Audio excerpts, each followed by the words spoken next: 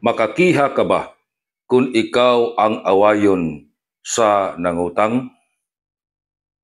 Kini common nga panghitabo nga ang nangutang sa dihang nanginahanglan og kwarta nagpakiluoy og maayo sa giutangan og sa panahona nga gipaningil sa giutangan ang nangutang, ang giutangan mao na hinuon ang gimakmak og maayo og away sa nagkautang.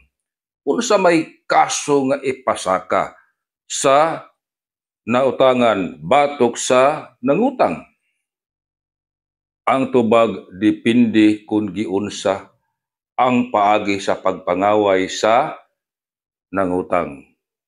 Kung ang nangutang nagpakauaw og maayo ngadto sa nautangan, unya naay mga tawo nga nakakita o nakadungog, mahimong pasakaan og kaso nga slander by deeds o oral defamation.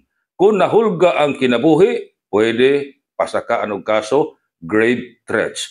Pwede sad nga igon sa kaso nga damages under the new civil code.